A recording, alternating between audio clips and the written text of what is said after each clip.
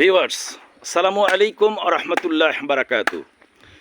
গ্রামীণ সভ্যতায় এসেছি, গ্রাম যেন আমাকে টানে। গ্রামের সেই শনিবীর সেই শান্তির নীড়ে আসলে এই যে দেখতে পাচ্ছেন একজন বৃদ্ধ মা তার সাংসারিক কাজে ব্যস্ত। এরকম বৃদ্ধ মায়েরা এইসব কাজে হরহামাশায় তাদের সময়গুলোকে কাজে লাগায়। একজন বৃদ্ধ বাবা ওখানে বসে রয়েছেন। আসলে গ্রামীণ সভ্যতায় আসলে এইসব দৃশ্য দেখে আমরা কোথায় আছি আর এনারা কোথায় আছে, এনারা আছে জন্যই আমরা শহরের মানুষগুলো টিকে আছি।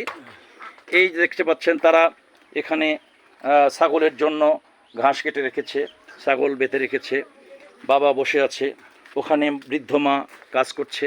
পাশেই আরেকটি নতুন দৃশ্য আপনাদেরকে দেখব। দেখেন ফাঁকা জায়গায় আঙিনায় গ্রামীণ চরিত্রের আর কিছু দৃশ্য। এখানে ধানের আটার রুটি হচ্ছে, এখানে চুলা জ্বলছে। এই যে একটি বাড়ির ঠিক ফাঁকা আঙিনায় এই যে মায়েরা বসে বসে ধানের আটার রুটি বলছে। আসলে এই দৃশ্যগুলো যেন ধরে রাখার মতো। এখানে রুটি ভাজা হচ্ছে, এই যে চুলা জ্বলতেছে, মায়েরা রুটিগুলো ভাজতেছে। আত্মীয় আসছে নাকি মা? আত্মীয় আসছে? কে আসছে বা? ও, আপনারা সব বেড়াতে আসছেন? বনে বনে নাকি আপনারা? বোন, 3 বোন নাকি? 2 বোন আর এটা ভাতিজি রুটি বলতেছে, আর এই 2 বোন বসে রয়েছে। বন্ধুরা, কথা দিয়েছিলাম যেখানেই যাব আপনাদেরকে গ্রামীণ চরিত্রের সঙ্গে পরিচয় করে দিব।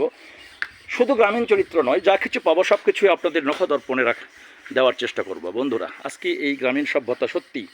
এই যে ধানের রুটি, আমি অবশ্য একটা রুটি খেয়ে যাব। মা দেবেন না রুটি? আমাকে দেবো ইনশাল্লাহ। একটা রুটি খেয়ে যাব, 1 গ্লাস পানি খাবো, তারপরে এখান থেকে চলে যাব।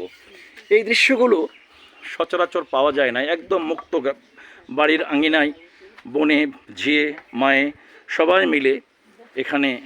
সত্যি গ্রামীণ সভ্যতা না আসলে বোঝা যায় না এই মানুষগুলো কত মিলেমিশে একাকার হয়ে তাদের জীবন যাপন করে। বন্ধুরা, ঠিক আছে, আজকে এ পর্যন্তই। আবারও দেখা হবে এমনি কোনো মুহূর্তে। সকলকে আবারও সালাম এবং শুভেচ্ছা। আসসালামু আলাইকুম রহমতুল্লাহ।